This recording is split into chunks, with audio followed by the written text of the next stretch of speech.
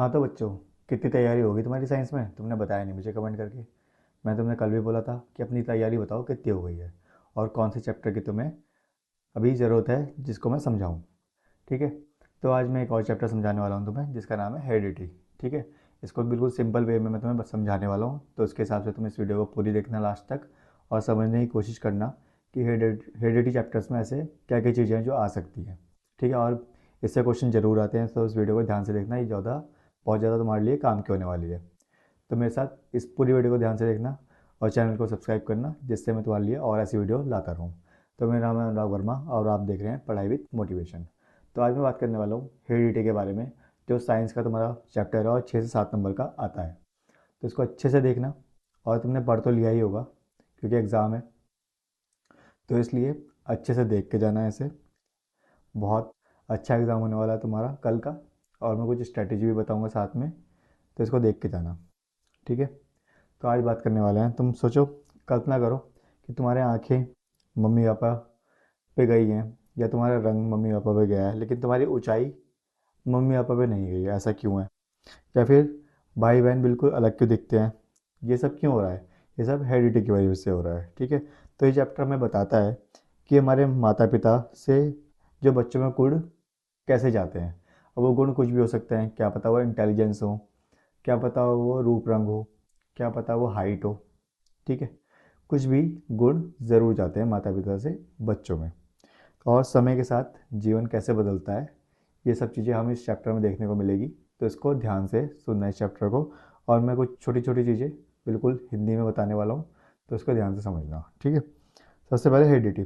तो माता पिता से संतान में जो लक्षण यानी ट्रेट्स जाते हैं उसे बोलते हैं हेरिडिटी। ये बिल्कुल सिंपल चीज़ है।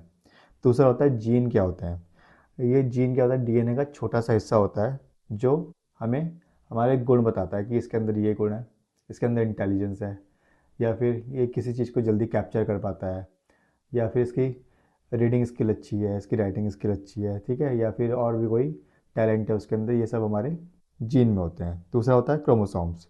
जीन इसके अंदर पैक होते हैं, यानी मनुष्य में यानी ह्यूमन में 23 जोड़े होते हैं, यानी कि 46 क्रोमोसोम्स होते हैं। अब मेंडल्स लॉ होता है कि हमारा ग्रेगोर मेंडल, जिसको फादर ऑफ जेनेटिक्स बोला जाता है, ठीक है, इनका नाम याद रखना। इनका पहला नियम था लॉ ऑफ सेग्रीगेशन, यानी कि प्रत्येक लक्षण के लिए 2 एलीज होते हैं जो अलग अलग गैमेट्स में चले जाते हैं। यानी हर एक लक्षण जो होता है हमारे अंदर, उसके लिए 2 एलीज होते हैं और जो अलग अलग हमारे गैमेट्स में चले जाते हैं। दूसरा नियम था हमारा लॉ ऑफ इंडिपेंडेंट असॉर्टमेंट। ठीक है। यानी अलग अलग लक्षण स्वतंत्र रूप से विरासत में मिलते हैं, यानी कि तुम्हारे मम्मी पापा से ही वो जो भी कुछ भी चीज़ हमें विरासत में ज़रूर मिलेगी। ठीक है। वो कुछ भी हो सकती है। ठीक है। फिर है डोमिनेंट और रिसेसिव, यानी कि प्रबल लक्षण। जैसे कि हमने पी प्लांट का जो एक्सपेरिमेंट है, capital T capital E capital T या स्मॉल टी। ठीक है।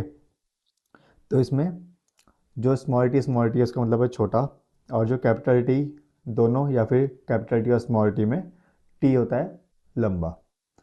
तो मोनोहाइब्रिड क्रॉस में 3:1 का रेशो होता है, जिसे फिनोटाइप बोलते हैं हम। और डाइहाइब्रिड क्रॉस में 9:3:1 का रेशो होता है। तो इन दिनों को जरूर याद करके जाना क्योंकि ये हर बार पूछा जाता है। ठीक है। इंपॉर्टेंट है बहुत ज़्यादा। अब सेक्स डिटर्मिनेशन कैसे होता है? तो मनुष्य में दो तरह के हमारे क्रोमोसोम्स पाए जाते हैं, एक्स एक्स और एक्स वाई। एक्स एक्स किस में होता है? लड़की में, और एक्स वाई लड़के में। पिता का वाई क्रोमोसोम लड़के का फैसला करता है। ठीक है। अगर हम जैसे बोलते हैं कि हम फीमेल को ठहराते हैं कि ये लड़की हुई ये लड़का हुआ, लेकिन जो मेल होता है उसका वाई क्रोमोसोम ही फैसला करता है कि लड़का होगा या लड़की। 50-50 चांस होते हैं। पक्षियों में इसका उल्टा होता है, वहाँ पे ZW सिस्टम होता है। फिर है वेरिएशंस।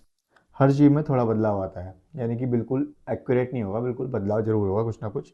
जैसे कि हेरिडिटी में जो डिफरेंस होगा जीन से जो विरासत में मिलती है, लेकिन बिल्कुल एक्यूरेट नहीं होगा, कुछ ना कुछ डिफरेंस जरूर होगा। और अर्जित विभिन्नता में जीवन में जो हमने सीखी जाती है, जैसे मसल्स बनाना, जो अगली पीढ़ी में नहीं जाती। जैसे तुम्हारे फादर ने मान लो बॉडी बना रखी है, लेकिन ऐसा नहीं है कि तुम ही सीधा बॉडी बिल्डर ही बन जाओगे, एकदम वो जीन तुम्हारे अंदर आ जाएगा, ऐसा नहीं होगा। ठीक है। वो तुम्हारे ऊपर है। दूसरा आता है हमारा इवोल्यूशन। जैसे समय के साथ हम कैसे बदलते हैं, जैसे हम आदि मानव से लेके या अब तक, या फिर बंदर से लेके कहते हैं बंदर से इंसान बना है, तो वो एक इवोल्यूशन हो रहा है। ठीक है, हमारा जो ग्रोथ हुई है वो, इसमें है नेचुरल सिलेक्शन, जैसे कि डार्विन सिद्धांत, सबसे मजबूत अनुकूल जीव जीवित रहते हैं और संतान देते हैं, जैसे बोलते हैं सर्वाइवल ऑफ द फिटेस्ट। इसमें होता है स्पेशिएशन, यानी कि जोग्राफिकल कंडीशन के हिसाब से बदलाव होता है तुम्हारे शरीर में। फिर होमोलॉगस अंग, एक ही मूल लेकिन अलग काम, जैसे मनुष्य का हाथ और चमगादड़ का पंख। जैसे हमारे लिए ये हाथ है, लेकिन चमगादड़ के लिए वो पंख है, और उसके अलग अलग काम हो रहे हैं दोनों से। हम इन हाथ से अपने काम कर रहे हैं और चमगादड़ उस चीज़ से उड़ रहा है। एनालॉगस अंग, अलग मूल लेकिन एक ही काम, जैसे पक्षी और कीट का पंख। ठीक है, दोनों का काम एक ही है, उड़ना। मानव विकास, ह्यूमन एवोल्यूशन में अगर बात करें तो बंदर से नहीं बल्कि सामान्य पूर्वज से आए हम लोग।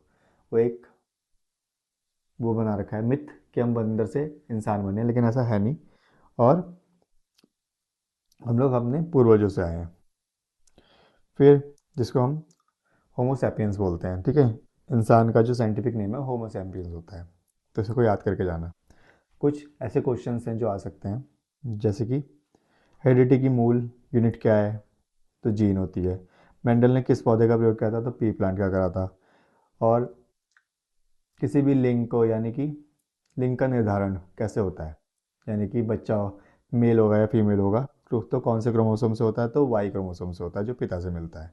और प्राकृतिक चयन किसने दिया, डार्विन ने दिया था। और अगर आगे बात करें तो लॉ ऑफ सेग्रेगेशन जरूर देख के जाना, वो आ सकता है। प्रबल और अप्रबल लक्षण क्या है, उदाहरण दो, यानी कि हमारा रिसेशन और डोमिनेंट, ये दोनों देख के जाना। ठीक है, हेरिडिटी में अंतर बताओ, और विकास को प्रगति क्यों नहीं कह सकते ये बताओ। और मेंडल ने पी प्लांट का जो एक्सपेरिमेंट करा था वो जरूर देख के जाना। उसके साथ साथ ईयर लोब का, फ्री ईयर लोब और अटैच ईयर लोब का, डिफरेंट ब्लड ग्रुप्स का, ये जरूर देख के जाना। ठीक है, और ये सब अच्छे से कर लोगे तो तुम्हारे जो 5 से 7 नंबर है वो पक्के हो जाएंगे। ठीक है, तो इसको अच्छे से देख के जाना है चैप्टर को पूरे। मैंने इसको हिंदी में समझाने की कोशिश करी है, तो तुम्हें समझ के अपने आप वहाँ पे लिखना। ठीक है, क्योंकि इसमें समझने वाली चीज़ें तुम इसलिए बना के लिख सकते हो। बिल्कुल सही चीज़ होनी चाहिए, कुछ चीज़ें जो याद होनी चाहिए वो तुम्हें याद करनी है बस, और इसके अलावा और कुछ नहीं है। ठीक है, और अगर हम बात करते हैं कल के एग्ज़ाम के बारे में, साइंस का एग्ज़ाम है तुम्हारा कल, तो उसमें भी सेम चीज़ वही करनी है तुम्हें, कि